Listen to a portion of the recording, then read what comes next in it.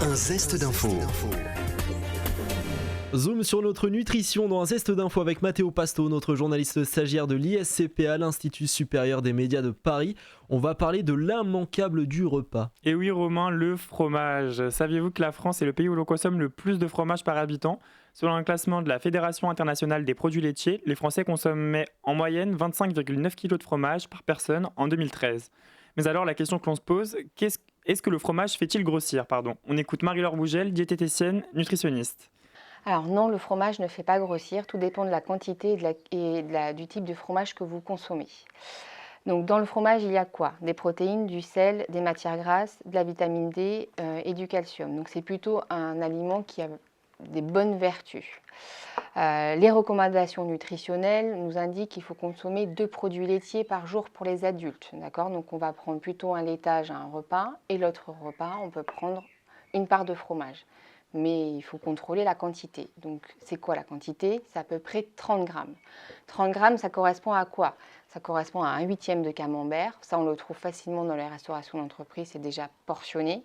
Ou pour la maison, donc on évitera, alors soit vous pesez pour vous rendre compte, mais la petite astuce, c'est de prendre votre pouce et de prendre la longueur et l'épaisseur, et ça vous donne à peu près 30 grammes de fromage.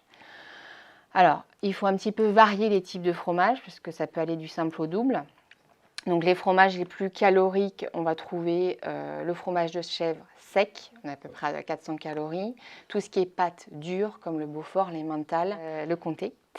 Et les fromages les moins caloriques, comme la concoyote, la mozzarella, la feta et même le camembert qui fait 200 calories.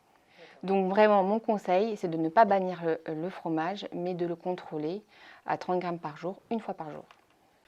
C'était Marie-Laure Bougel, nutritionniste. Selon le Centre national interprofessionnel de l'économie laitière, il y aurait 1200 variétés différentes de fromage en France. Vous êtes plutôt quel genre de fromage, vous, Charlotte ? Moi, je mange du brie, c'est pas vraiment des fromages. Moi, je suis pas très fromage, donc tout ce qui est chèvre, tout ça, les fromages qui puent, là, c'est pas trop mon truc. Donc on va dire du brie. D'accord.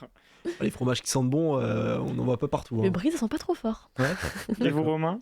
Alors moi je suis plutôt fromage onctueux, j'aime bien le fromage qui pue, d'un côté le rocamadour au lait de chèvre et de l'autre côté le Saint-Félicien au lait de vache, comme ça pas de jalouse. Et Mathéo ?